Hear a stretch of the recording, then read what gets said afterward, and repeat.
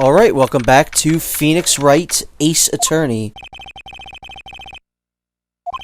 Now we are back at Mia's old office. Obviously it cannot be hers anymore, as she is dead.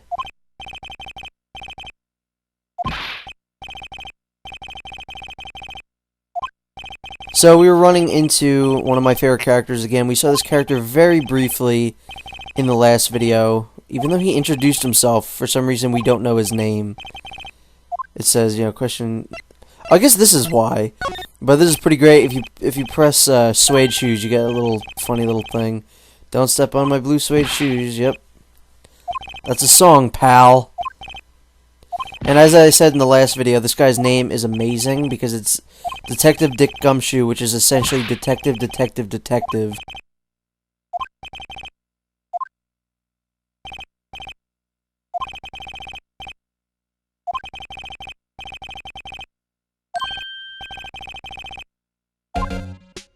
So he is one of my favorite characters in all of the series. I don't know why. I think it's probably because I relate to him, because he's just kind of a dumb, dumpy guy, and that's exactly what I am.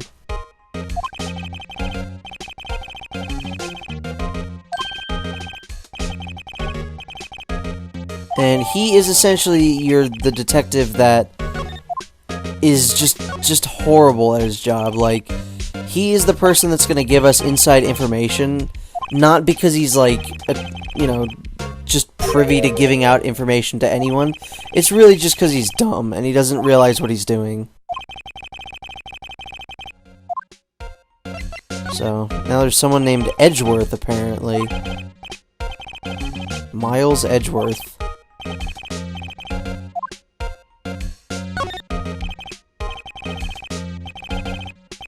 That makes no sense. He doesn't feel pain? What does that have to do with being a prosecutor? I understand he doesn't feel remorse, like, okay, but he doesn't feel pain? What does that have to do with being a prosecutor? Seriously.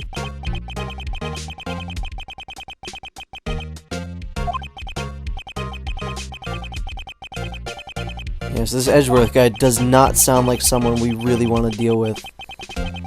It's a good thing that Maya is requesting another attorney other than ourselves.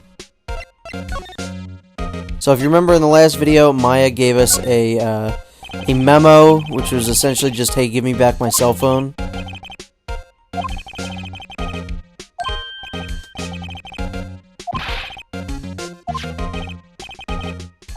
So if you tell it to him not so straight, we essentially trick him into giving us the cell phone. And the cell phone is essentially going to act as our trump card.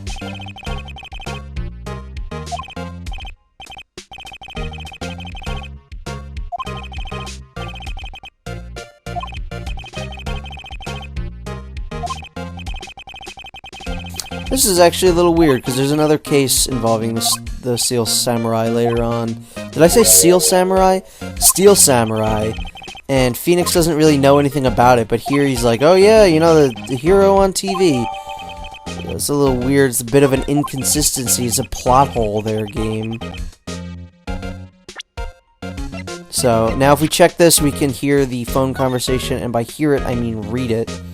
So, every single time you get a new item added to your court record, I would recommend go ahead and examine it.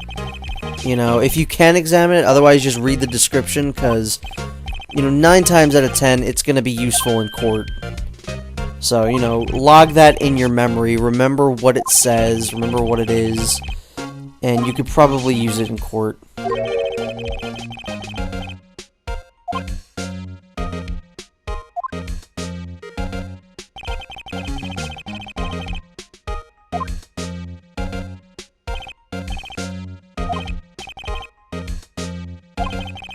As I was saying, every single character, or not every single character, but most characters that you meet, like while investigating or in the court, they're all gonna have pun names. This character's is fairly obvious. Some characters have more obvious names than others, like the character we just heard about, Miss April May. Like, obviously that one is very obvious. So there's not really much else to do right there, so we can either go to the Grossberg Law Office or the Gatewater. We're going to go to the Grossberg Law Offices, even though there's nothing we can do here right now. Oh, the big boss is out. I'm a famous lawyer named Big Boss. I would play the fuck out of that game. A game where Big Boss is a lawyer? Oh my god. Objection! Hold it. That would be amazing. So anyway, here we have April, May. I feel like there are two types of women in these games. Ones that are very straightforward and like, I guess, strong females. And then there's the others that use their feminine wiles to distract and cover up their true personality. And I don't quite know who this one is, but this is what we want to do in here. We just select the screwdriver, and that'll kind of advance the story a little bit, and this will be something that we're going to have to keep in the back of our heads right now, because there's not really much we can do about it. Just remember, for the time being, that screwdriver's in that drawer. And now this allows us to talk to her because it got her attention.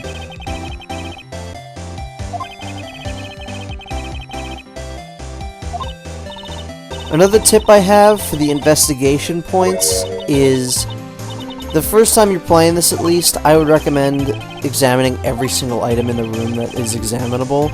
Because it'll usually give you the prompt to examine if something is examinable, otherwise Phoenix will just say like, oh, no clues here. So I would recommend examining everything because it's just like pressing everything in a court case. It's good to get all the information you can. Even if it's not useful, it's still probably going to at least be entertaining. Because maybe Phoenix will say something funny about, you know, that green chair next to April May. Or is that green or is that blue? I can't tell. Who knows? Truly, who knows? It's a mystery to everyone. But yeah, I would say, you know, examine everything. I know what I'm supposed to do. You know, I know I'm supposed to check out that screwdriver. And I'm sure anyone else would too, because it's the most conspicuous thing in that room.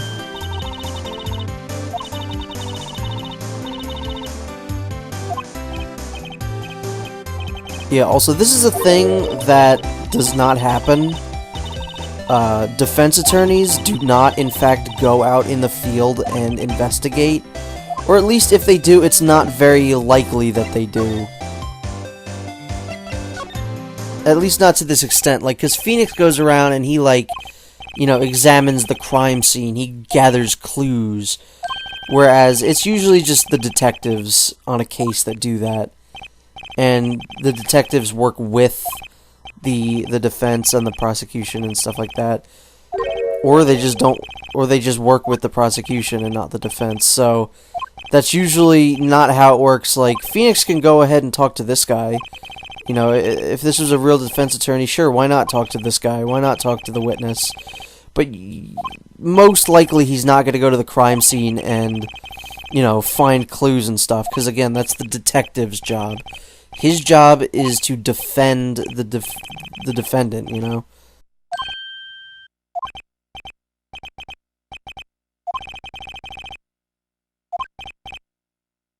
And yes, that character did in fact just say, ah-cha-cha!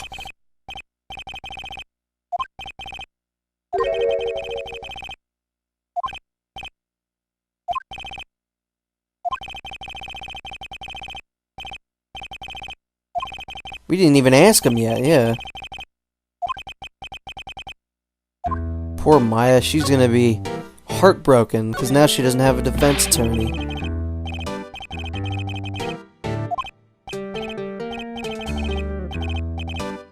Oh yeah, clearly very busy.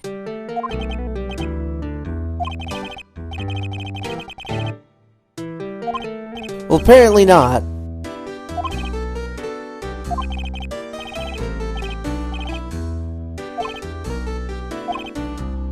I like how he out loud said creep. Like, that's usually one of those things that Phoenix would say, like, in the back of his mind, but that time he legit just said out loud to this guy's face, like, you're a creep, essentially.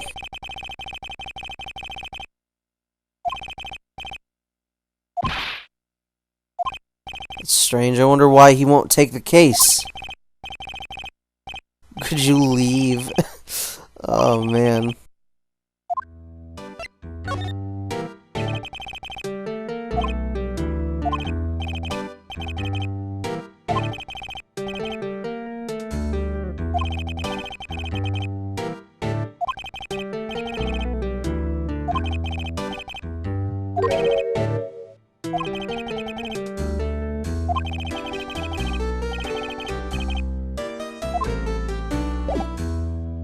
Before we ask him about that painting, we might as well look at this, because this is one hell of a painting.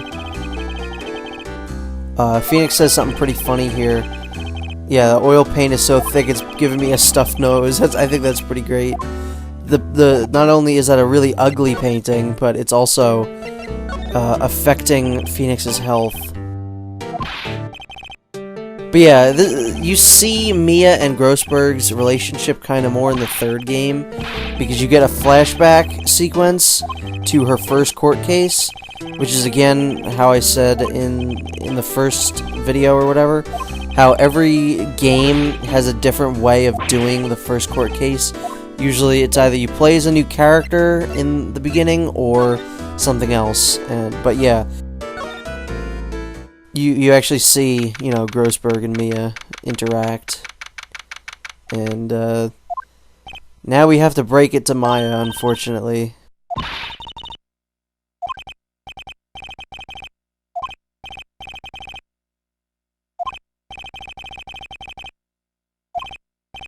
Oh, this is hilarious. Yeah, he's all skin and bones. I don't know what that has to do with being an attorney. Oh yeah, you should use him. He's not healthy.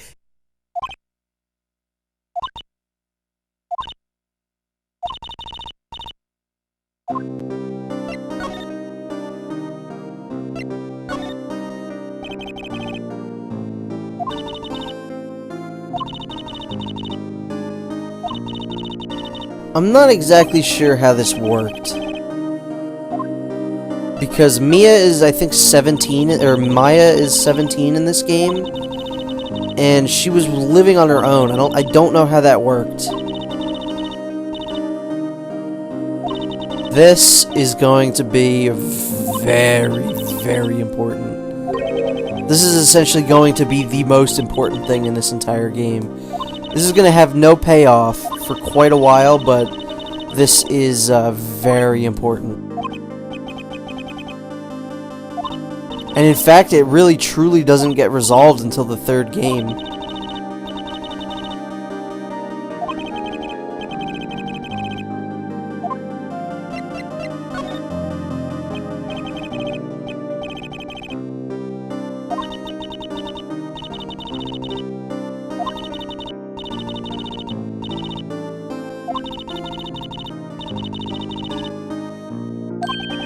See, in a game like this, I will suspend my disbelief, and in fact, I will believe 100%. Sure, spirit mediums are a thing, and they do exactly what they say they do in the reality of this game. And if the police go to a spirit medium to use to solve a crime, I'm fine with that, because it is a fictional game in which no harm, no foul. It's a game. However, in real life, if you call yourself a spirit medium, you are scum, I think, personally, because you know what you're doing isn't true, and especially if the police come to you to solve, like, a missing persons case, and you say something about that case, you are scum. That is how I feel. But again, in a game like this, I can buy it, you know? It's fine. In a game like this, I'm 100% for that. But just in real life, just know if you're a spirit medium or a psychic, I got a beef with you. Not a personal one. Psychics have never personally, you know, wronged me. It's just, I don't like them. I think they're bad people. But yeah, enough about that. We are now offering to defend Maya, which is good because, you know, she's our former boss's sister. Might as well repay her. She definitely has smiled before, like, I'm pretty sure that's not the first time we've seen her smile.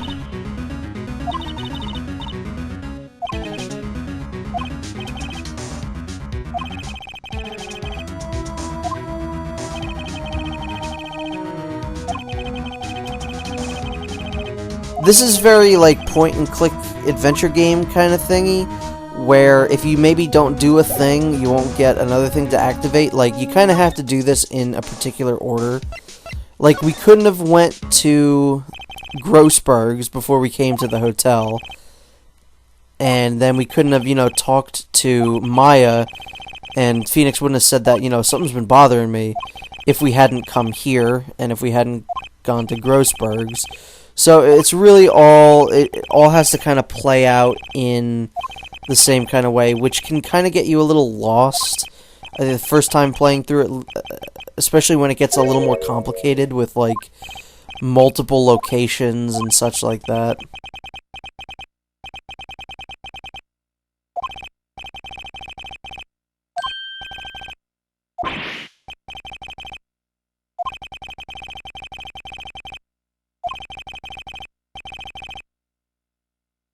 Mr. White of Blue Corp.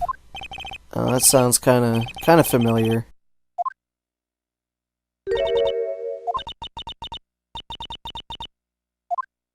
Didn't Mia say something about that in the beginning of the cutscene? I don't know. But now that Miss May and the bellboy are gone, we can now actually examine the screwdriver, and hopefully we'll get something good out of it. Such as this. A wiretap. So that is now on our court record. Even though this is one of those things I feel like wouldn't be admissible in court, because he kind of just essentially stole it from this hotel room. Like, yeah, it's illegal that she had a wiretap in the beginning, but, you know, Phoenix shouldn't have just taken it like that. But with that, our first day of investigation is over, and we will finish this, hopefully, in court.